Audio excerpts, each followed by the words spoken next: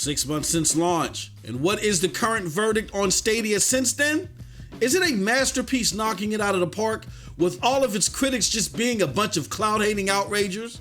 Is it a platform doing okay, yet making steady positive movement? Or so far a complete failure with a handful of delusional fanboys in which their consumers were utterly lied to? Let's get into it. Stay sick cause I follow my gut. They say I was pushing my luck. I'ma push me a matte all black truck.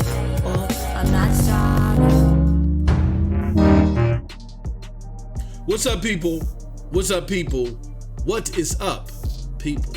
It is your boy MM2K back again with another video.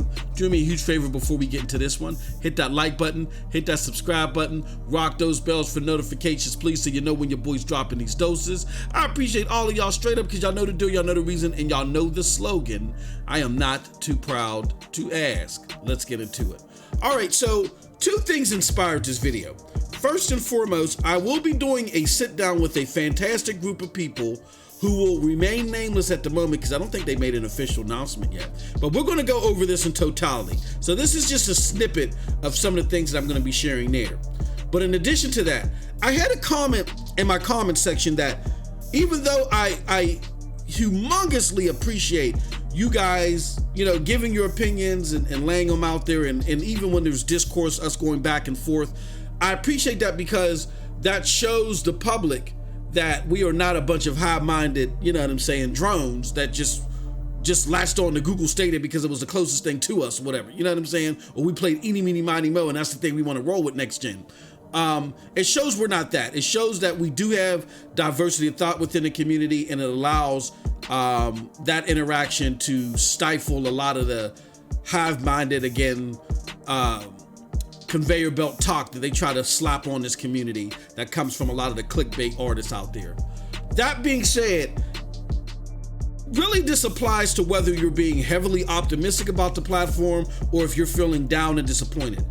We gotta watch our rhetoric, because when it goes too far to the left of the pendulum or too far right of the pendulum, we start heading into those danger zones. And today I want to address those going into the side of the pendulum where they may be hitting in Tom Warren troll area, you know what I'm saying?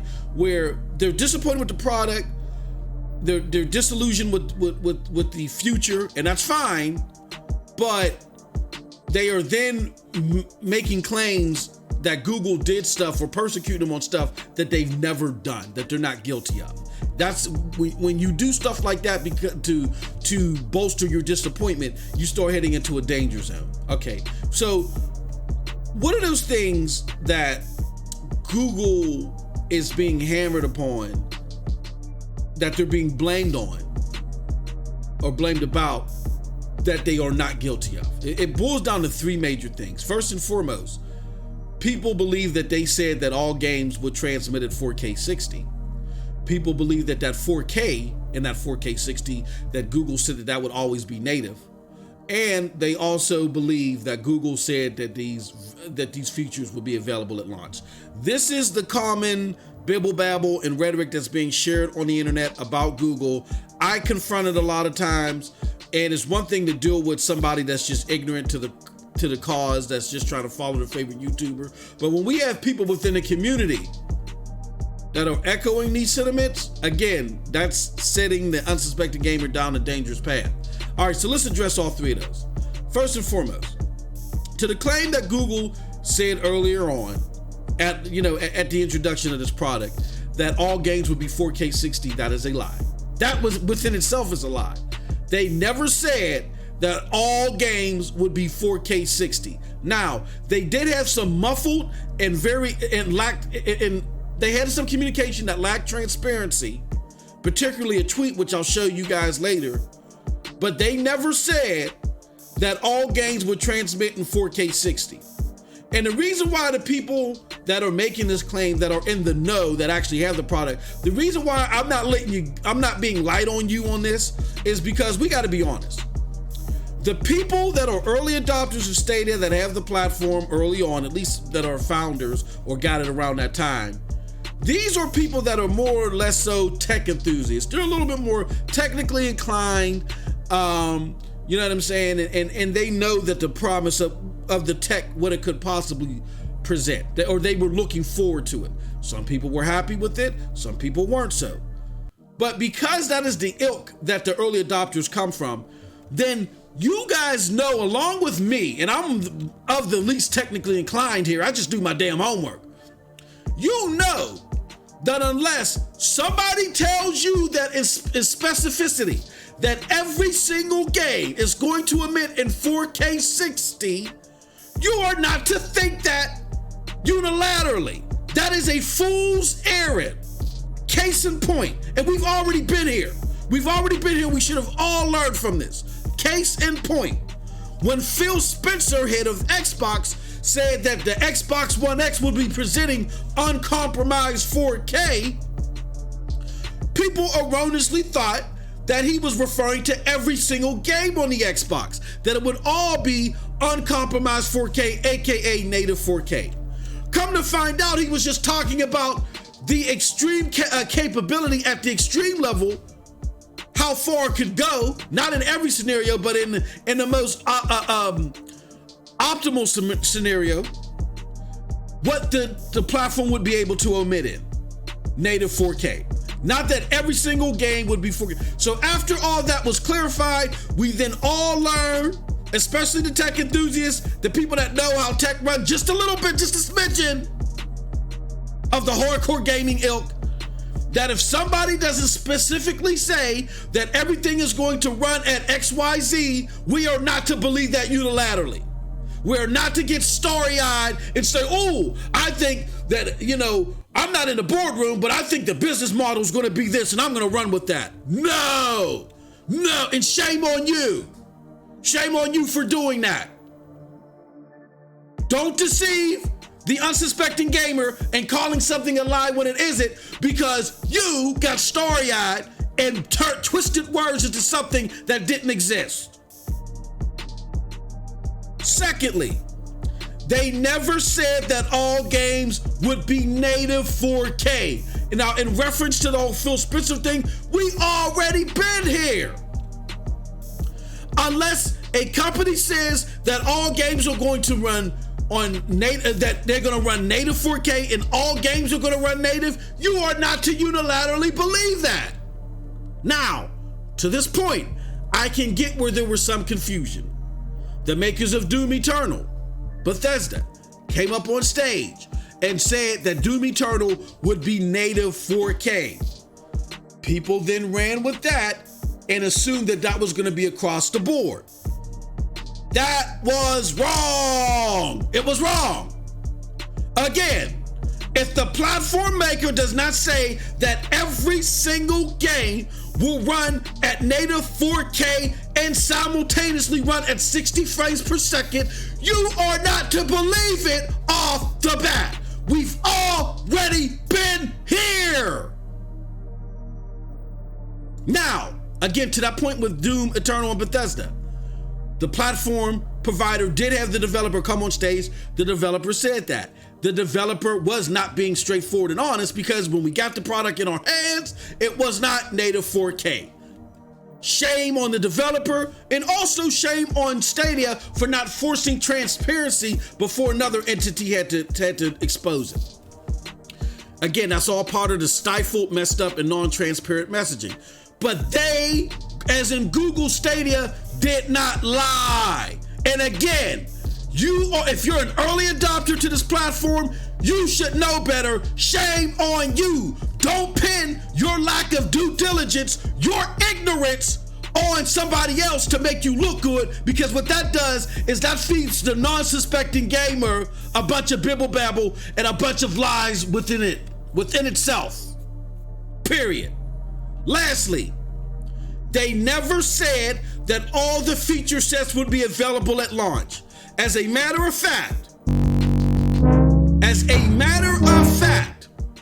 let's go down the timeline of when this information was dripped out to the public. They had the GDC 2019 where they talked about a lot of this stuff, right? They also had events at E3 where they did a couple of interviews and so forth. One interview in particular, this man that you see on the screen right now, Phil Harrison, sat with Geoff Keighley. I know I butchered his name, I don't care. Jeff Keighley, whatever the hell his name is, on the Gamer Rant or Gamer Slice segment, whatever the hell he calls it.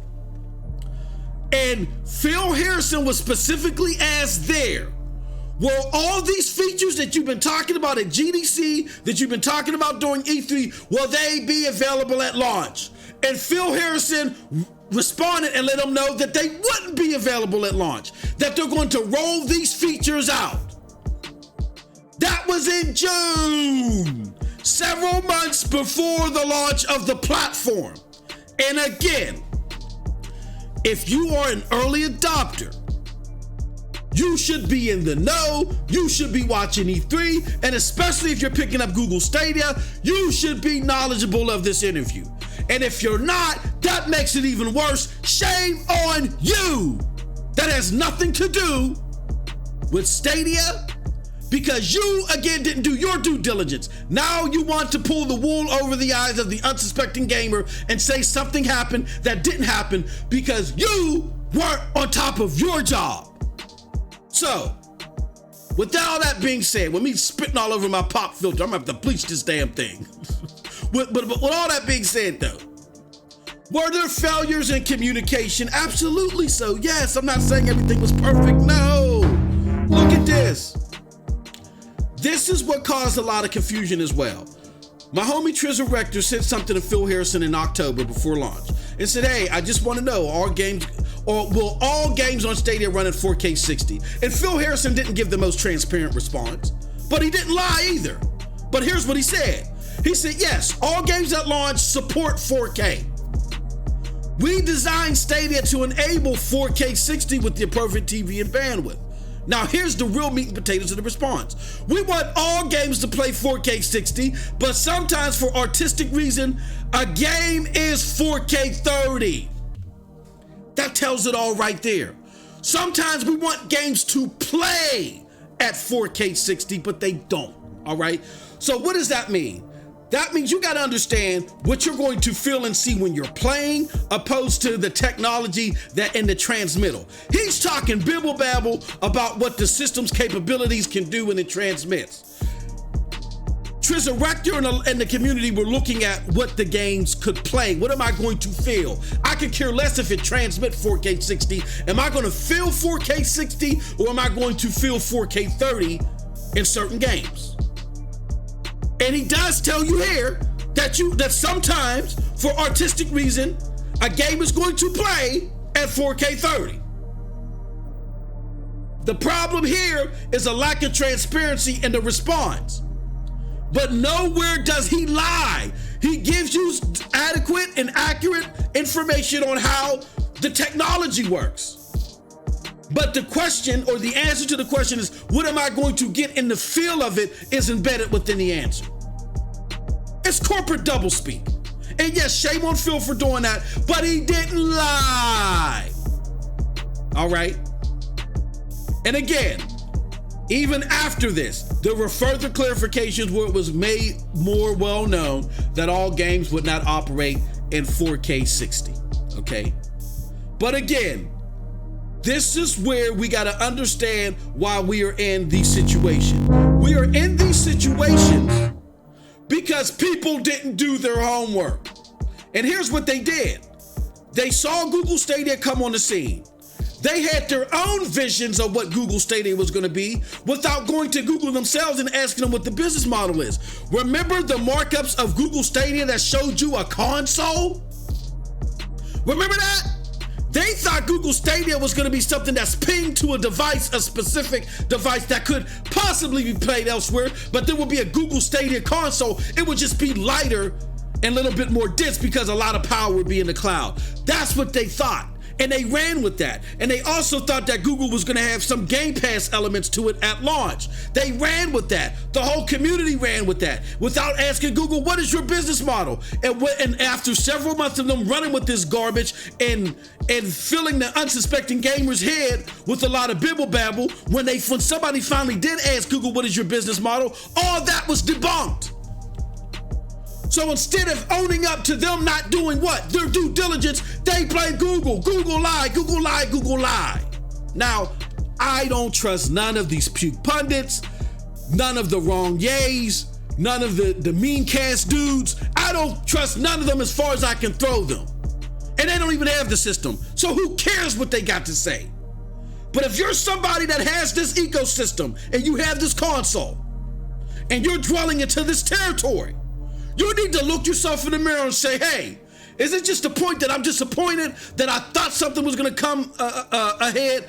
I didn't do my due diligence. I misled myself. I'm disappointed. I don't like the product. Let me just move on from it.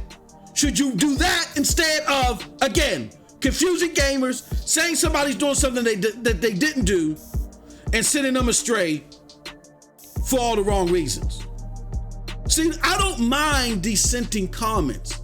Dissenting comments are fantastic. And even to this person, even though I'm doing a lot of yelling, you and the people that think like you are gonna get this work today. You just gotta own up to it. This is your coming to Jesus moment. With that being said, I love the dissenting comments. This person is a great supporter. I hope they will continue to support the platform after the fact, because I love them being involved. I love everybody being involved. But this is a lesson not only to those that are disappointed, but those that are heavily elated. Watch your rhetoric. Keep it in check. At the end of the day, this platform is all about the unsuspecting gamer. That's why this platform is even here in the first place, because people were being lied to and being deceived. And if you come across my airwaves lying and deceiving, you're gonna get this work, period. So we gotta stop equating the term lie to things that we misunderstood. And if you don't like the platform, that is fine. Express that here. Just be truthful in it. Because by you expressing why you don't like the platform, you might have somebody out there that's interested in it, but they feel the same way that you do, and then they may not like it either. So inform them. But inform them what? Properly. And that's it from your boy MM2K. Hey, yo, let me know what you think about what I had to say in the comment section below, because like I always say, who cares what I think? But if you did like what I had to say, check out the links below to follow me. Those links will lead you to the Broadband Bullies, PNTS Network, Hard Knock Digital Culture, and yes, the Stadia Dosage, where we even give our supporters that work. But I love you all. I love you all. We just got to keep it real, y'all. All right? Keep it factual. You can hate it, love it, whatever, but keep it factual. And with all that said, you all have a wonderful, wonderful gaming day. Peace.